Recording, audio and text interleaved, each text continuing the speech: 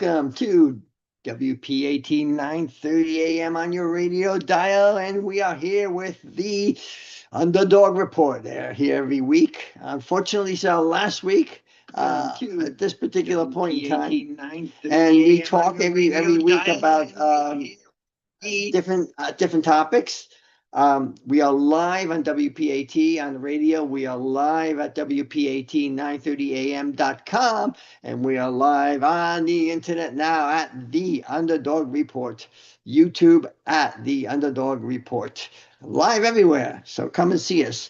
And we have a standing thing on Tuesday. We talk about the Second Amendment, and I want to introduce a person who I consider a hero, the person who saved many lives in Texas when some idiot went into a church and unfortunately was successful in killing 26 people, but he would have killed a lot more if Stephen Willeford hadn't come out barefoot with his gun.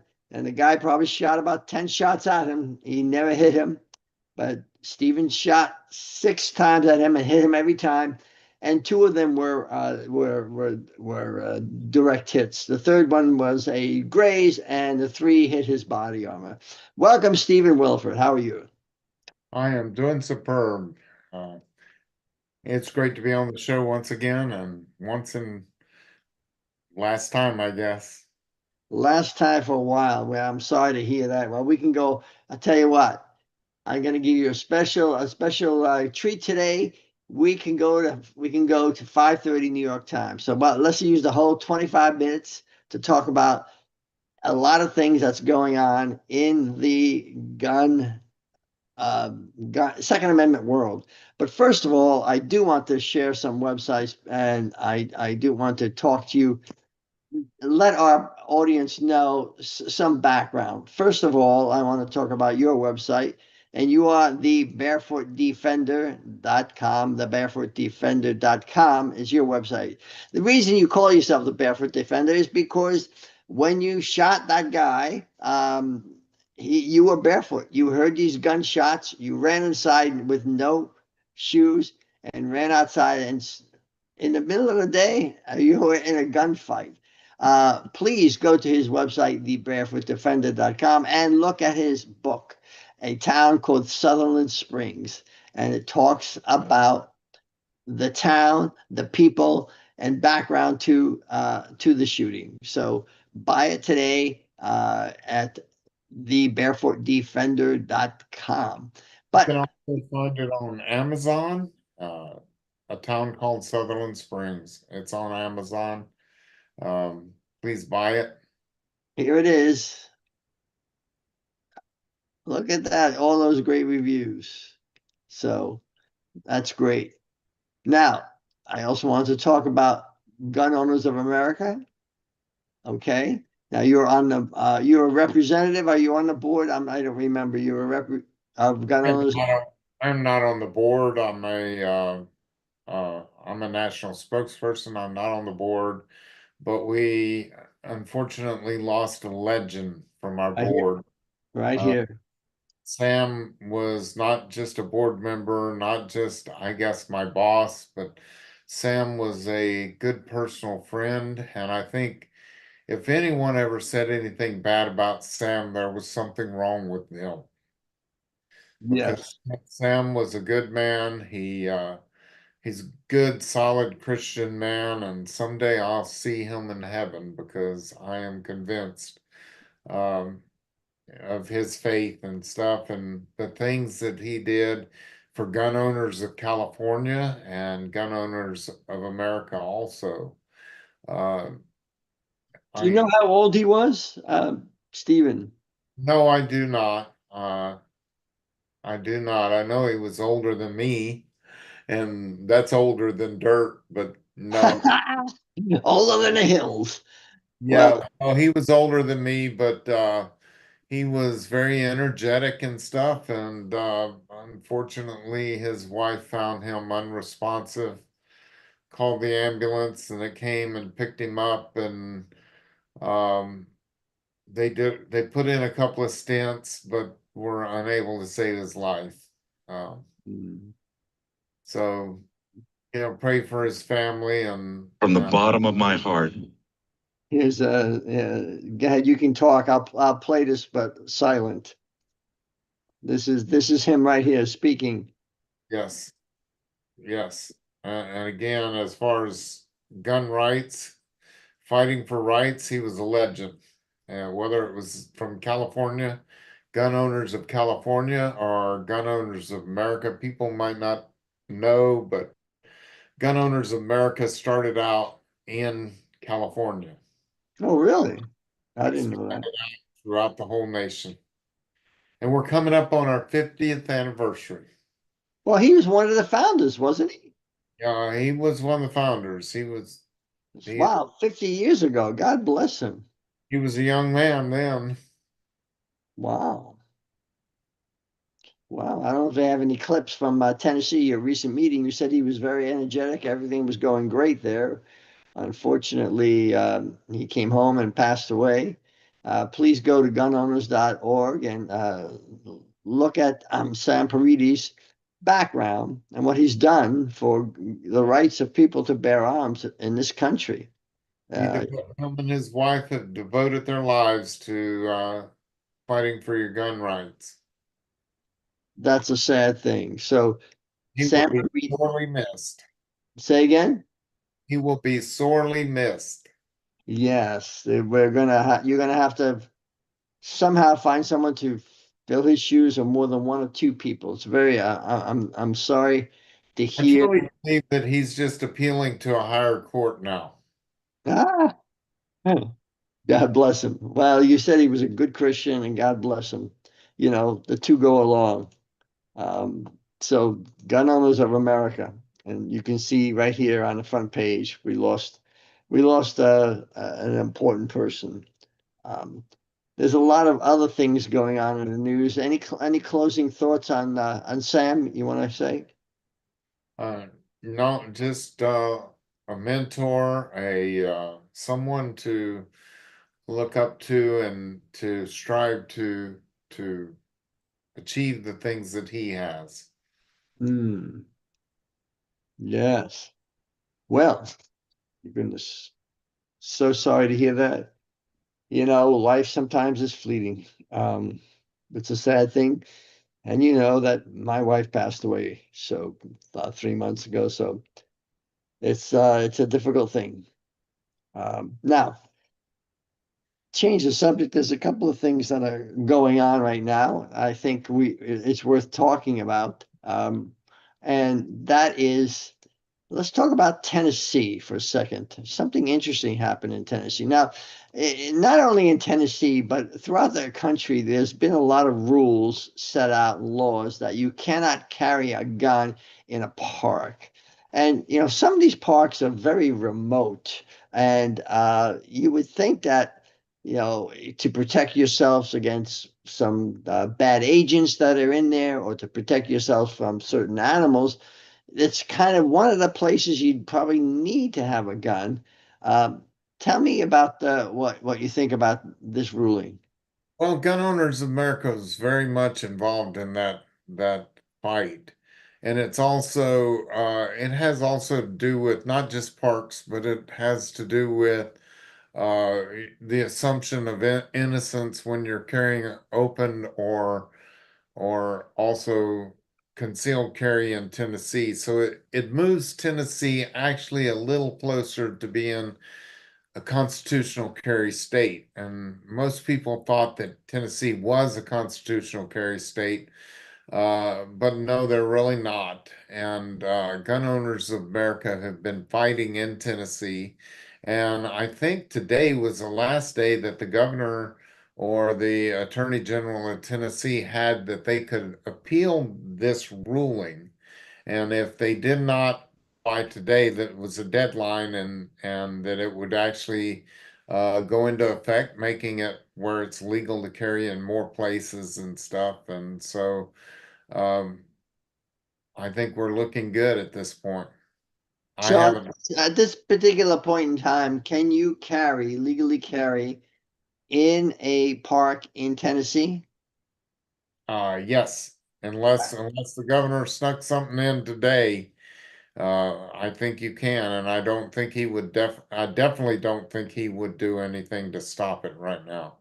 That's good news. See, we have, Not look good. It would not look good for him.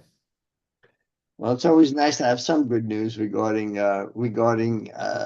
the Second Amendment and what's been going on.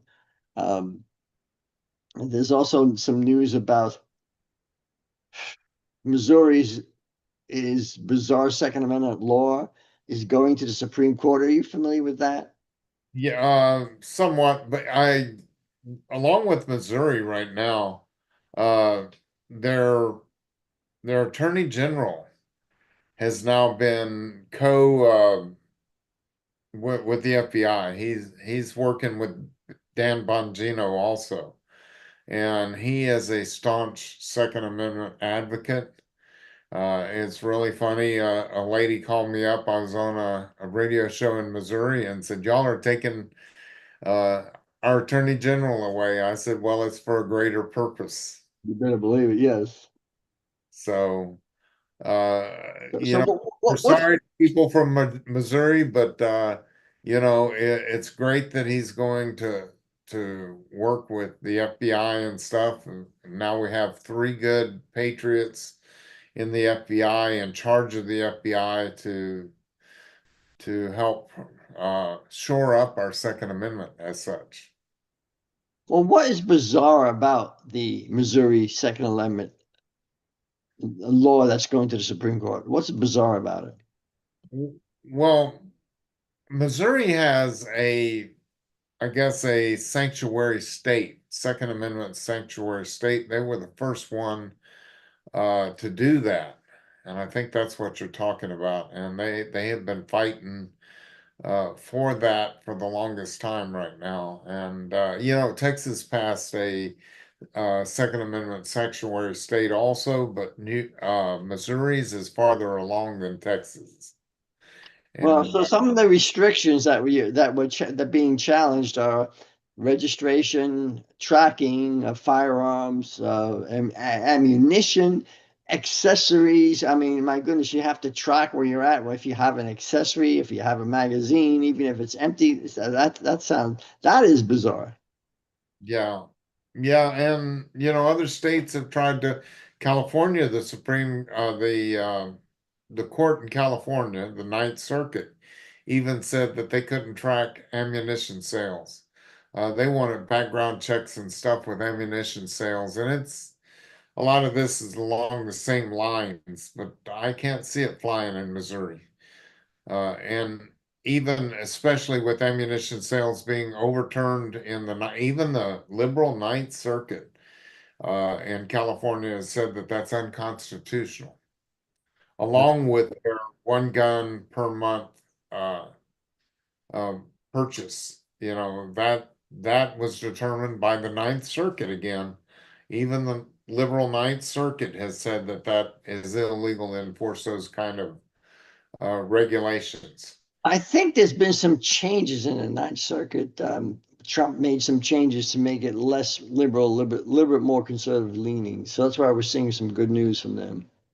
I don't know that Trump has changed anything, but you know, the writing on the wall with the Bruin decision and things are starting to change the culture, you Good. know, and we're going to continue pushing forward. We're looking at you know, with the quote unquote assault weapons ban and stuff, we're pushing that in Illinois, hoping to get it into the Supreme Court. And we're looking at the possibility of maybe a circuit split in that. And if that happens, if we get a circuit split, then it will most certainly be heard by the Supreme Court. That's Wow. the thing that triggers the Supreme Court most is a circuit split. We can't have a separate law for this state and this state, or this circuit and this circuit, saying two different things, and that triggers the Supreme Court to hear the case. Well, that's a good thing. That's a good thing. Right off the bat, yes. Well, I tell you. Some interesting news also. Let me share this one with you. Give me a second here. And that is now, I think I would think that you agree that, people who have or been charged or possess illegal drugs should not have the right to bear arms. I think that's pretty clear in most states. Would you agree with that? Well, that's a real sticky one, you know. Well, Uh, I'm gonna get to the sticky part because the sticky part is they lumped legal use of marijuana into that. So if you're at home and being administered by legally marijuana for your ailments, certain states have lumped that into saying, well, you're a drug user, so you can't have a firearm. and Florida uh, appealed that, I believe. well, and it rightfully should be appealed. And I'm not for legalizing marijuana by any means. I However, agree.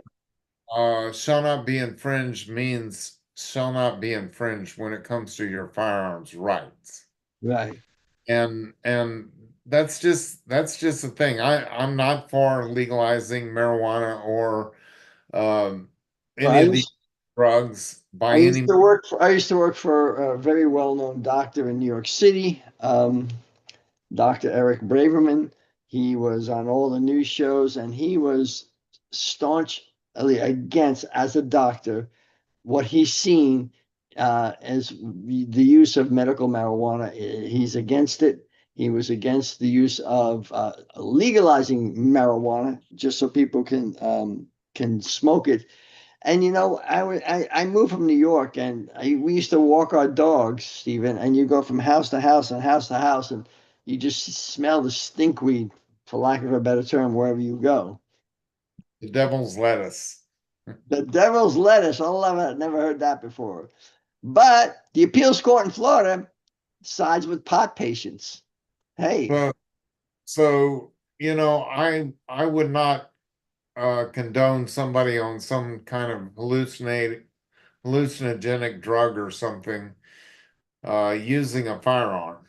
Uh, and I'm not condoning the use of illegal drugs and stuff. And I really, but marijuana has been legalized in so many states, and I don't think that you can just stop someone from buying a gun because they've used marijuana in the past. well, I agree, but there's another slice to this argument. There's legalizing marijuana, so people are getting high and they have drugs and they could have guns. That's a questionable issue. But the issue in Florida was pretty clear: medical marijuana. Now you're not high with the use of medical marijuana. It's not like smoking, and it was pretty clear anybody with the use of medical marijuana is going, is allowed to bear arms. But the issue we're having here in Florida, Stephen, is everywhere you go, every time there's a town meeting or a art show or you name it where the public is, they are flooding it with people handing out, getting signatures for making marijuana legal. So they're really pushing for that. Well, and just like here in the state of Texas, if you're going to carry a gun in the state of Texas, you can't have alcohol present in your system either. That sounds good idea. Well, you don't want somebody absolutely drunk with a gun. They may be angry and lose their temper if they're drunk with a gun. Uh, Even I went for a run today, okay, in Daytona. I stopped at a at the end of a bridge to make a text to someone who texted me back. I took the phone out of my pack, and there was a drunk guy across the street screaming, just wasn't saying words, and he was had beer in his hand or something, alcohol in his hand. He was bending over, and the guy was possessed, and he looks at me. I'm across the street, and he starts running at me. He says, "You want to fight? You want to fight?" He didn't make it across the street, but Drunk people are not logical. I don't want a guy like that having a gun. Absolutely. Yeah, but Absolutely. So we got to be really responsible with our gun ownership and stuff. But again, like I say, as far as marijuana goes, shall not be infringed means that uh, be responsible with who you are and stuff, and you can I would say that this country in general is so overdrugged, it's ridiculous. yes. Almost every one of these mass shooters are on some kind of psychotic drug. You can look at the toxicology reports on almost all of them, and they're on some kind of psychotropic drug. Now, the next subject let's talk about, because this is interesting. Everybody's talking about Washington, D.C., right, Stephen? That Trump has enacted the National Guard to go there. And now it's becoming big news. They're carrying guns. God forbid the National Guard is carrying guns. That sounds ridiculous to me. Of course they're carrying guns. I don't know why people would complain about that, but Well, uh, funny thing about that, the murder rate has gone down to zero while that's going on. there have been fantastic videos of residents there saying, and I just watched one saying, listen, the bridge where she lives was dangerous. There was garbage all over it, people laying on it, and nobody would go there. You would hire an Uber just to get across the bridge. That's how bad it was. You wouldn't walk across it. Um, it's totally clean. They've been trying to clean up that bridge, she said, for 10 years. And Trump did it in a week. How long has it been? A week and a half? Well, they keep telling Trump he can't clean up the border. He did. Can't do this, can't do that, and Trump does it within a very short amount of time. It Yes. can't keep that border down, and he did it in 2 weeks. It's, All it takes is the will to do so. yes. And I am hopeful that he can roll this out to other cities because, for instance, Chicago, New York. I want to be really careful though with using federalizing law enforcement. I Okay. I Good think point. I think that is not a road we really want to go down, is federalizing law enforcement. Okay. Uh, Because it could DC be, might be a different story, but federalizing them anywhere else, DC is where our capital is and stuff, and it's not its own state. It's a different entity altogether. But be careful. We already have the FBI and the ATF, and sometimes they get quite out of hand. oh my goodness, totally out of hand. And the federal government has no business getting into the state's business. I do believe these blue states that release people back in, they need to, they're suffering from their own what they do, you know. But we need to be real careful federalizing uh, law enforcement. Okay. Well, thank you for that. Now we got just a couple minutes left. I would like to hear you talk a little bit about what your book is about. Can you share some of that? Well, a town called Sutherland Springs is about one of the most beautiful little towns that you will ever uh, enter into. It's kind of Mayberry, USA. It's under 600 total population, and growing up in Sutherland Springs was just absolutely, uh, like a time capsule. And, everybody knows each other in Sutherland Springs. Everybody helps each other out in this little bitty community. And the book is about Sutherland Springs in general, and it's about my children growing up in Sutherland Springs and the things that we used to do with the town and a simpler time, and um, you know November 5th, 2017 did not define Sutherland Springs. Instead, it shined a light on it for the rest of the nation to see what a town like that is like. Because when tragedy struck, the whole town gathered together and we were there for each other. And the whole nation was watching us, and we all praised God during a tough time. Hmm. Do me a favor, can you read the screen? Just read the first paragraph for our audience. Want me to read it? Yeah. The town of Sutherland Springs lived quiet, obscure until a madman entered the Baptist church on November 5th, 2017.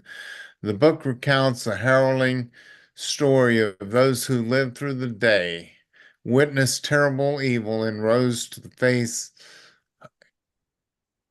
it. Hope can be found in their faith, heroism, and actions, and in the overwhelming presence of God. That's great. The overwhelming presence of God. Hey, let's That, be honest. that book actually made it to number one in Christian biographies when and it also made it to number one when it was released. It was the number one new release on the list. Well, congratulations for that. Wow, that's great. I love to. I'm getting a copy soon, and we're going to see each other soon. I look forward to meeting you face to face. I'll buy you a coffee or a dinner, whatever it is. We got about 30 seconds. Stephen, tell us Please what you'd go like to. to gunowners.org and sign up. How much does it cost for a year? Only. It's $25 for an annual membership. I mean, If you go to Oppression Coffee, and everybody knows who I'm talking about, they use your money against your firearms rights. But if you have two coffees over there, then you've already paid for an annual membership to get in the fight. and we're out. Well, thank you. We're still live just on our YouTube account. So go to gunowners.org and also the barefootdefenders.com and buy his book. Was number one Christian biography at a certain time. And I'm looking forward to getting mine. Thank you for joining us. Really appreciate you. Love this. I've really enjoyed these times with you. And I'm looking forward to seeing you in person.